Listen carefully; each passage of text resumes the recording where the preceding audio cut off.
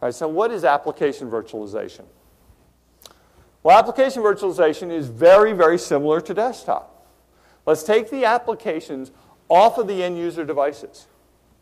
Because right now, let's face it, they're on the end user devices. We really don't know how many copies of Word our users are using, or how many users are actually using it. We don't know that they've been patched, because they have to connect into the corporate network to do that. Right? We don't know that they've run their antivirus. Right? So let's take those apps, let's take them off the end user devices, let's put them in the data center. Once again, safe, backed up, secure, where they're easily patched. And let's have one copy of them, or maybe just a few if you have a lot of users. Next, let's configure the access, and then we'll get back to this granular access that I was talking about. We give them access to those applications, and we can do that differently. Maybe they have different access if they're connected through a government-issued device behind the firewall. Great. They get to save, they get to print, they get to do anything they want. Maybe on the other hand, if that same exact user, authenticated through Active Directory like they normally do, connects from their iPad from a hotel room or an airport or wherever they are, sure, they get access, but maybe they can't print. Maybe they can't save data anywhere except back to the desktop. So we have very granular control over those kinds of things.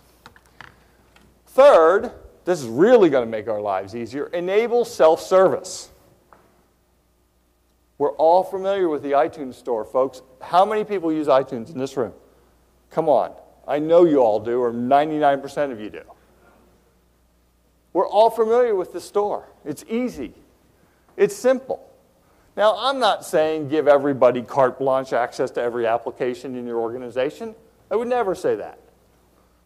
But for example, if I want Firefox, which doesn't cost us anything to put on every desktop, why shouldn't I be able, rather than opening a help desk ticket and waiting for some help desk guy or girl to contact me and run around with a disk or allow me to download it or whatever they need to do, why can't I just go to an iTunes store and say, give me Firefox?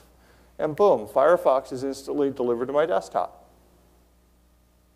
Now, maybe for applications that cost money, maybe I want access to Microsoft Project or Microsoft OneNote or something like that. Well, then, sure, there's a built-in approval chain before I'm allowed to have access to that. But once it is, it's automatically delivered to my desktop. No help desk needs to be involved.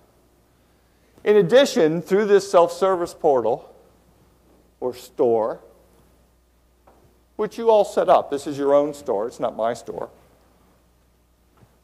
users can do routine maintenance, whatever routine maintenance you allow them to do, such as resetting a password.